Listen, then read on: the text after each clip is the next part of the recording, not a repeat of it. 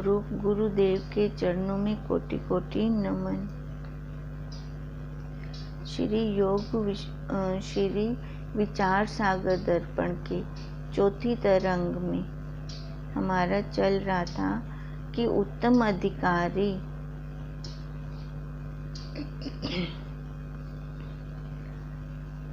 सिद्धांती से क्वेश्चन कर रहे थे कि आप तो कह रहे हो संसार है नहीं, पर मेरे को तो ये सारा जन्म मरण भास रहा है, मेरे को ये सारा दिखता है।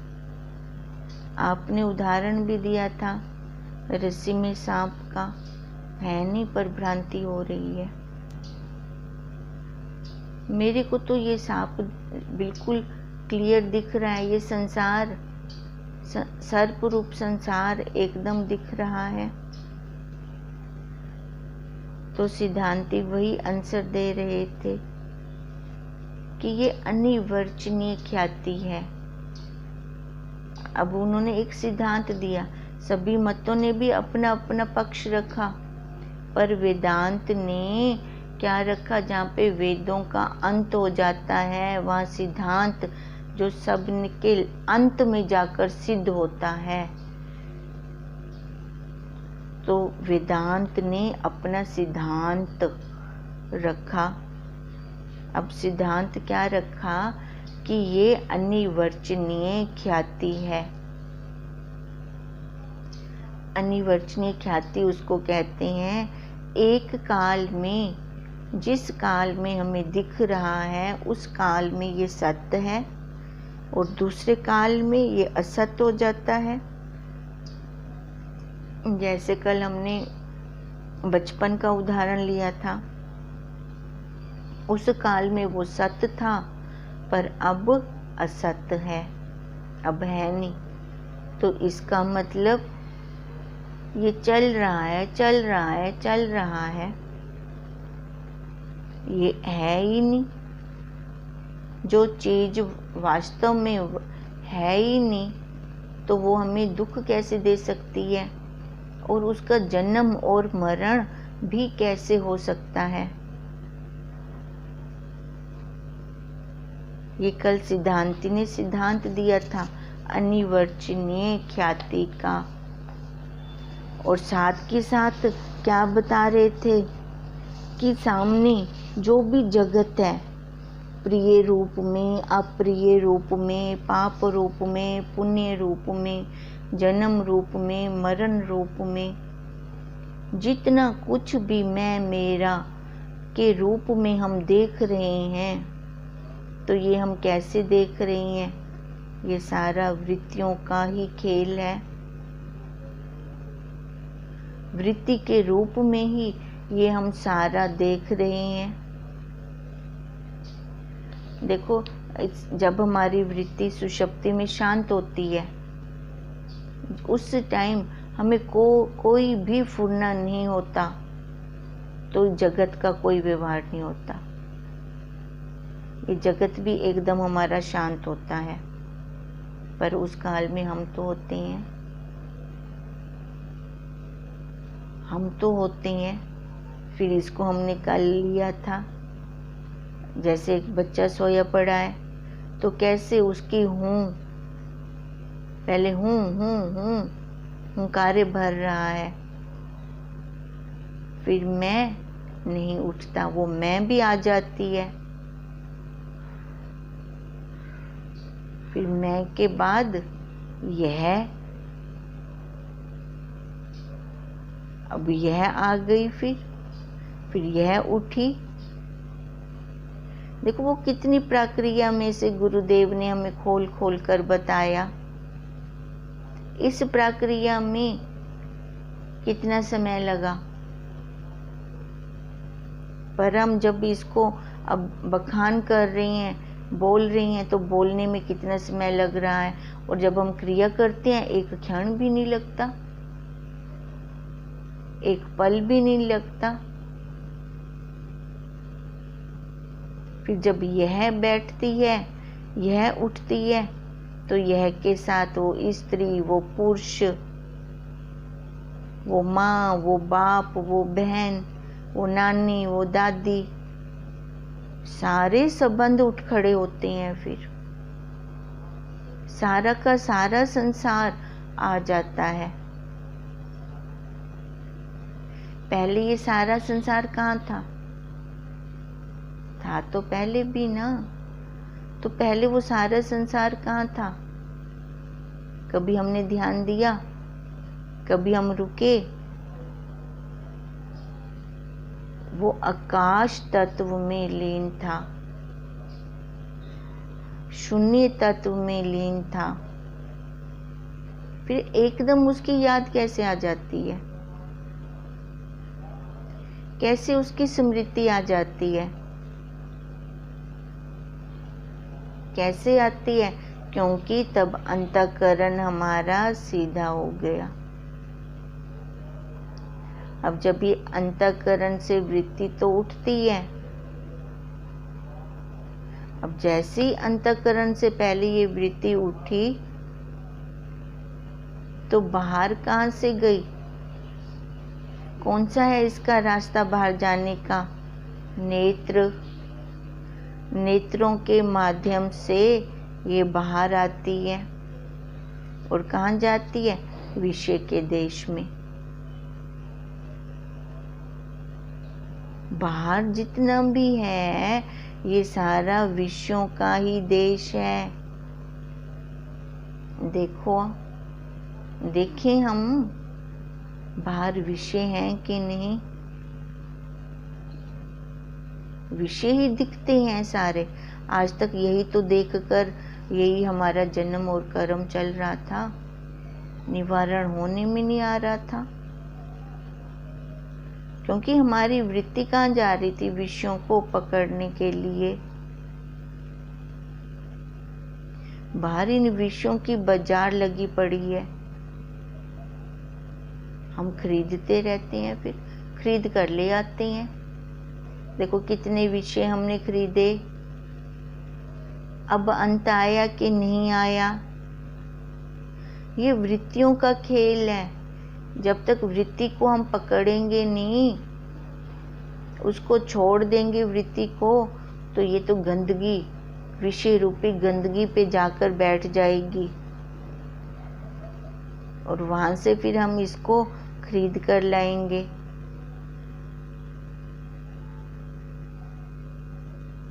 अब विषय देश तक जब वृत्ति आई, अब वृत्ति तो आई पर अंतःकरण में अज्ञान पड़ा था।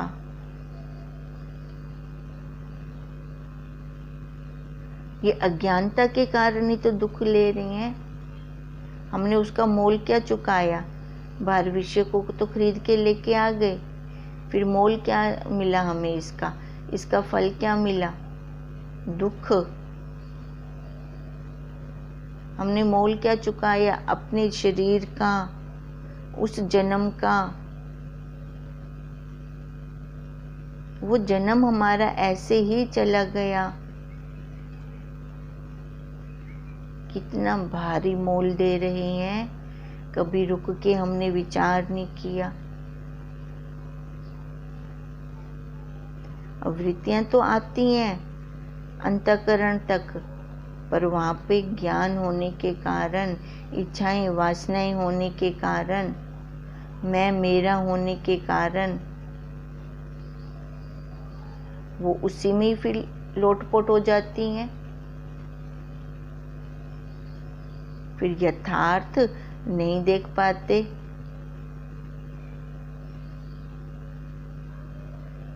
क्योंकि अंतःकरण में क्या पड़ा हुआ है? अज्ञान। अज्ञानता की कलावण में वो खुद भी काली हो जाती हैं। अब ये अज्ञान आया कहाँ से? कहाँ से आया ये अज्ञान जो हमारे अंतःकरण में पड़ा है? ये जन्मों जन्मों के संस्कार हैं। अब ये जन्मों जन्मों के संस्कार, अब जन्मों के संस्कार मैं मेरे के, राग द्वेष के, वही तो संस्कार अंतःकरण में पड़े हैं। धन कैसे कमाएं। देखो, जब बच्चा पैदा होता है, छोटा बच्चा, उसको कोई राग द्वेष की कोई क्लास लगवाते हैं कि स्वतः वो संस्कार उसके अंदर आते हैं। कैसे उसको जब कोई प्यार करता है तो वो भी उसको पता चलता है, कोई आंख दिखाता है तो वो भी उसको पता चल रहा है, और कोई प्रिय वस्तु उसकी कोई ले रहा है तो कैसे वो उसको छुपा छुपा के रख के आता है अंदर। अब ये वाले संस्कार की ट्रेनिंग किसने दी? दूसरे संस्कारों की तो ट्रेनिंग हम देते हैं, पढ़ाई की, सिलाई की, बुनाई की, पर इन संस्कारों की ट्रेनिंग किसने दी? फिर हम क्या कहेंगे, ये तो उसके साथ आए। अब उसके साथ क्या आते हैं? जो उसके संस्कार होते हैं। अब ये अज्ञान कहाँ से आया? संस्कारों से। अब ये संस्कार कहाँ से आए? फिर अब ये संस्कार कहाँ से आए? जो बाहर लोगों ने दिए उसको। कुछ तो वो अपने संस्कार साथ में लेके आया, कुछ तो उसने बाहर से भी अर्जित किया।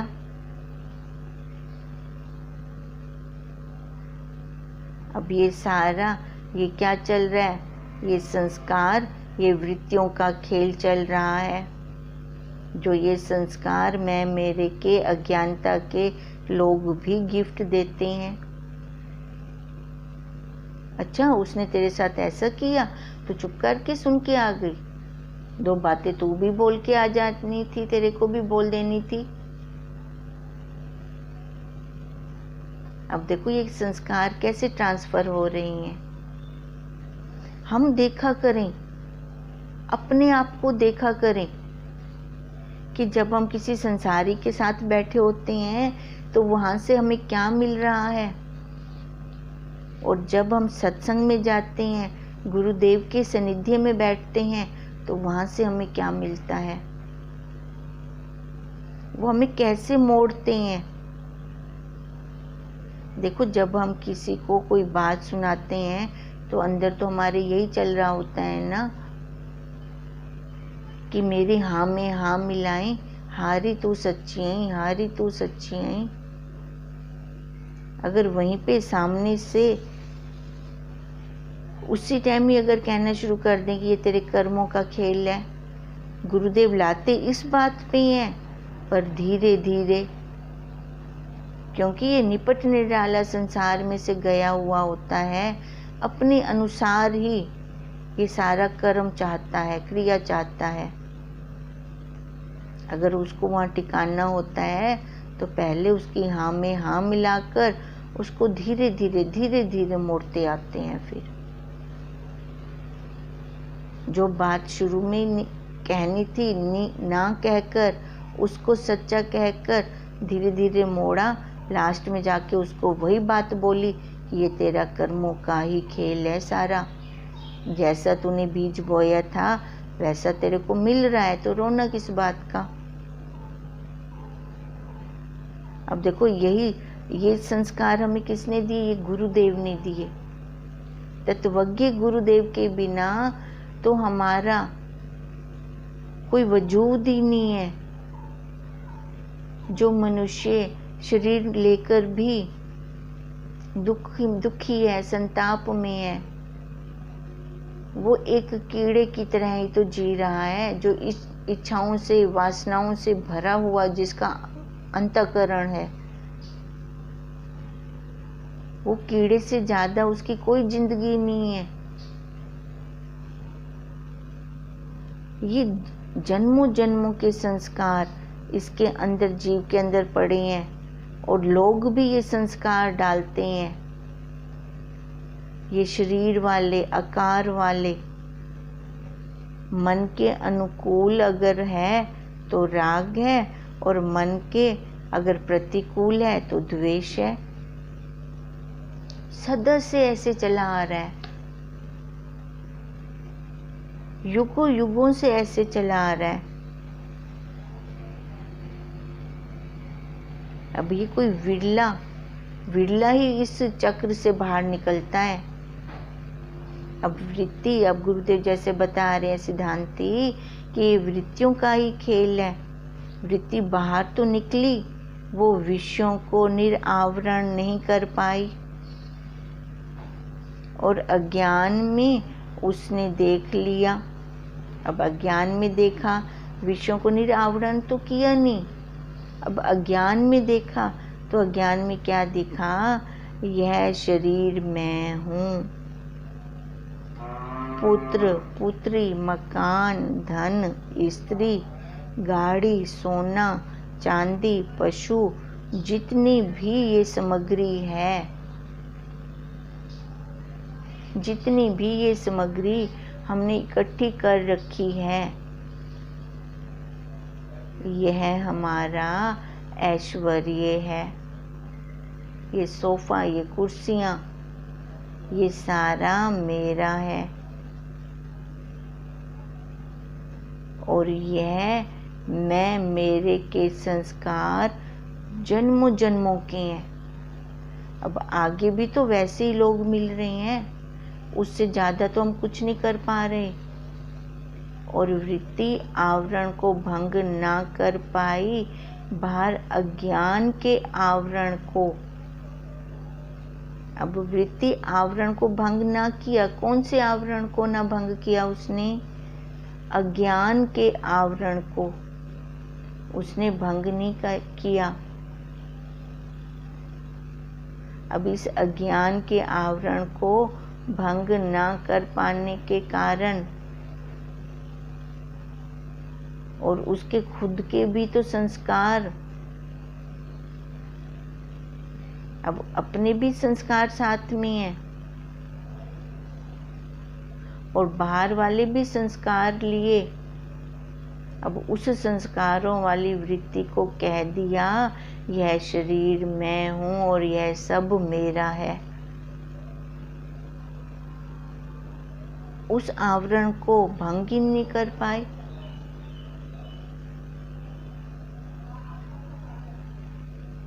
अब क्यों नहीं भंग कर पाया? क्योंकि जब जीव जगत में आया तो इसने जानने की कोशिश ही नहीं की, बस मानता गया, मानता गया, मानता गया। मानने की कोशिश करता रहा। हम देखें अपने आप को, तू बहन मान लिया, तू बेटी मान लिया, तू पत्नी मान लिया, तू नूह मान लिया, तू माँ, ये भी मान लिया। अब मानते ही तो आए हैं, जानने की कभी हमने कोशिश की?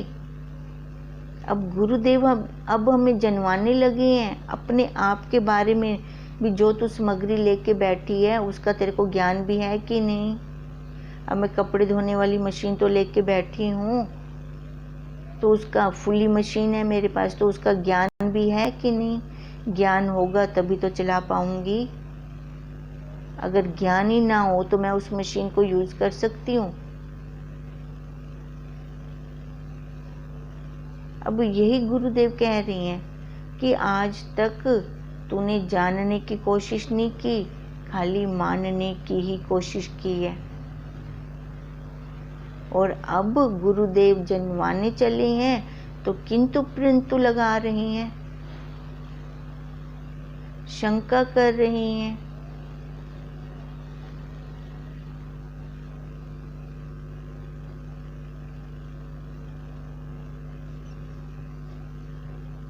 देखो, हम देखें अपने आप को, सारे सभी यही कहते आए कि तू शरीर है, तू बेटा है, तू बेटी है, तू माँ है, तू बहन है, तू नानी है, तू दादी है। इसके अलावा तो और किसी ने कुछ कहा ही नहीं हमें। देखो, रात को रोज हम इस शरीर को छोड़ देते हैं, फिर अपने घर चले जाते हैं, पर फिर सुबह रोज इसको फिर से ओढ़ लेते हैं,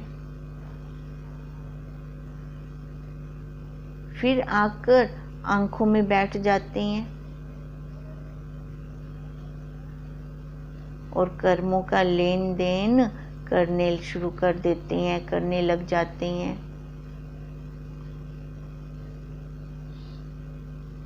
हमने सिर्फ आज तक माना मैं शरीर हूं।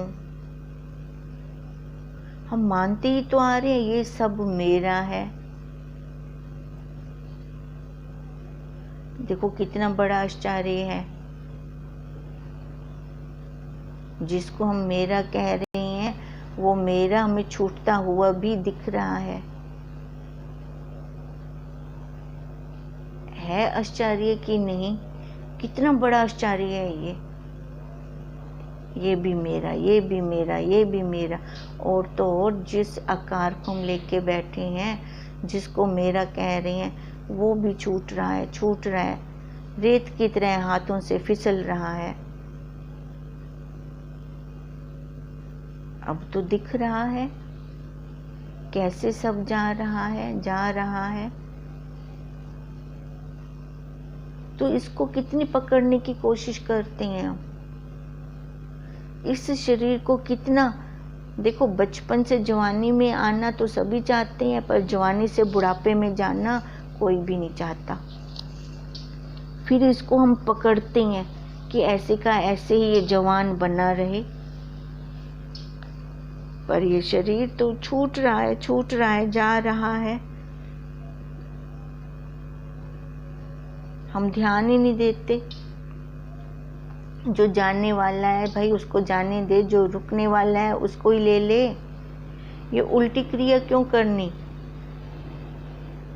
देखो ये कितनी सुंदर उस भगवान की बनाई हुई कृति है, कितनी सुंदर उसकी ये सृष्टि है,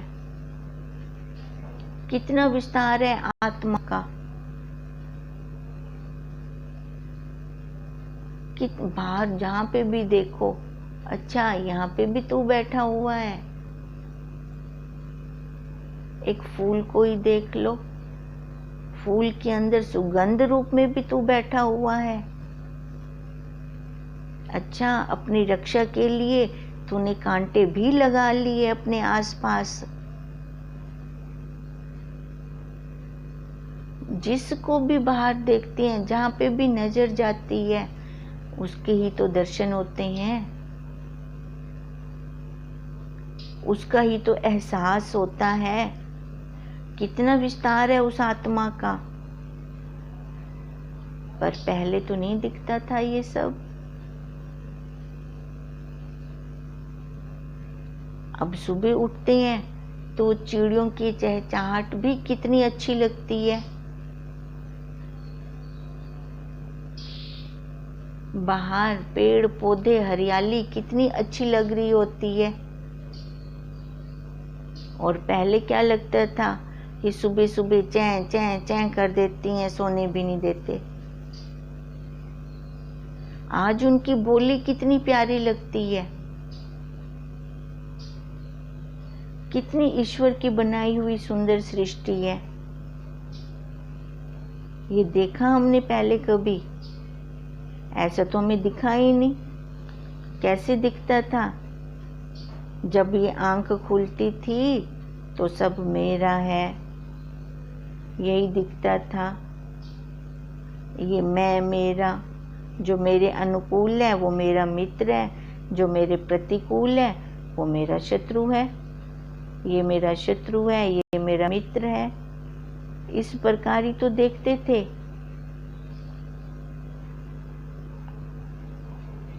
क्योंकि ये हमने मान रखा था, जैसे हमें मनवाया गया वैसे ही हम मानते गए, मानते गए। इन दुनिया वालों ने भी तो कितना कुछ मनवा लिया, तो हम तो मान गए। फिर ये मेरा पति है, ये मेरा घर है, ये मेरा ससुराल है। अब ये तो माना, पर उन्होंने ये नहीं कहा कि ये तेरा धन है, ये तेरा सोने जवाहरात हैं, पर वो हमने खुद मान लिया। सास तो अपने पास रखना चाहती है, अब नूह ने तो उसको अपना मान लिया, वो कैसे दे उसको। देखो अभी जहां से हमने मान लिया पर जाना नहीं, तो वहां पे दुख आ गया, क्लेश आ गया। अब गुरुदेव कह रहे हैं यहाँ तक तो तूने ये सारा मान लिया, पर अब आगे भी तो जान। अब मैं तेरे को जो जनवाने चला हूँ उसको तू देख। आज के कलयुग में तत्वज्ञ गुरुदेव का मिलना समझो हमारे कोई पुण्य कर्मों की पूंजी इकट्ठी हुई है कि हमें ये तत्वज्ञ गुरुदेव मिले और इस संसार की कल कल में से हमें उन्होंने बाहर निकाला। नहीं तो जो संसार में एकदम रच्चे पड़े हैं, पच्चे पड़े हैं, उनके साथ 2 मिनट तो बैठ के देख लो, प्रैक्टिकल आपका उसी पल हो जाएगा। वो ऐसे तपते हृदय, चाहे भले ऊपर से उन्होंने बहुत सुंदर साड़ी डाल रखी है, सारे सोने जवाहरात से जड़े पड़े हैं, पर अंदर कितनी तपन है उनके अंतःकरण में। ये तो हमारे गुरुदेव की पे मैं बलिहारी जाऊं जिन्होंने हमें इस कलकल में से निकाल लिया।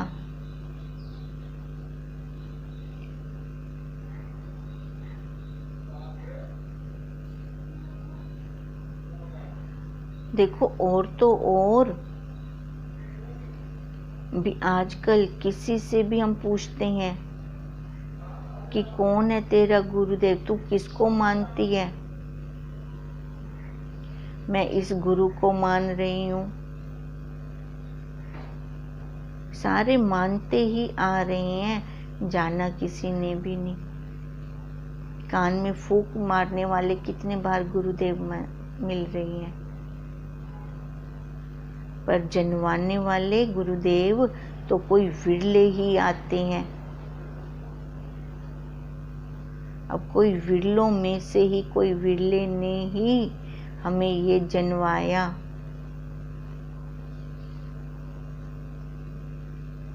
तभी तो हम भी जान सके,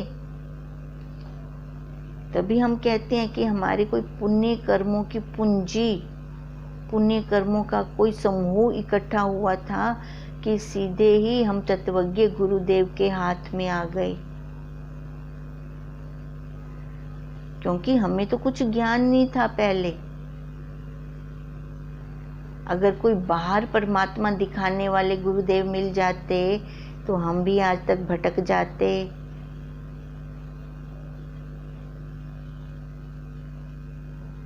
कितना अहोभाग्य है हमारा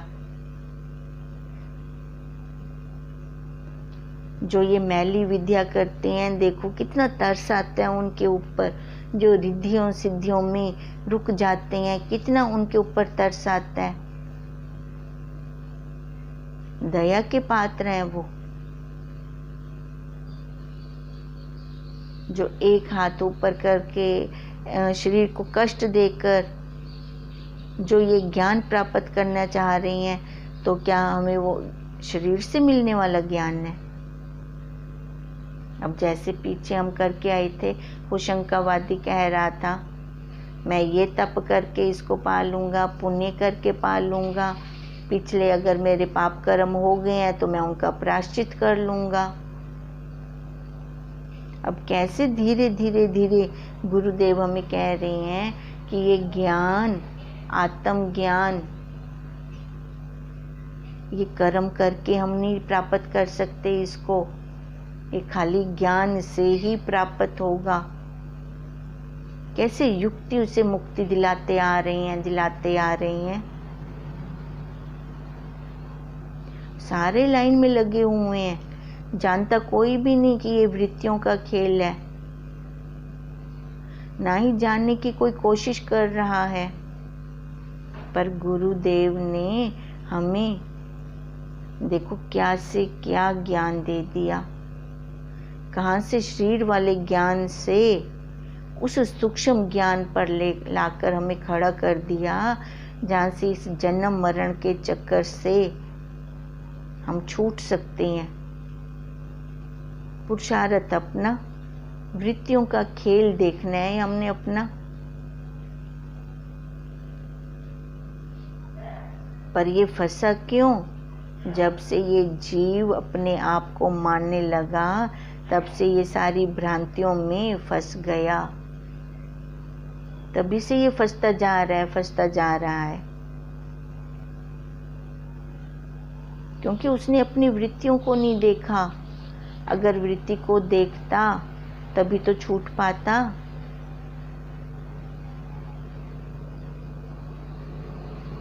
ओम ओम। इसको फिर हम कल आगे लेते हैं। ओम तम नमामि हरिं परम, ओम तम नमामि हरिं परम, ओम तम नमामि हरिं परम। ब्रह्म स्वरूप गुरुदेव के चरणों में कोटि कोटि नमन।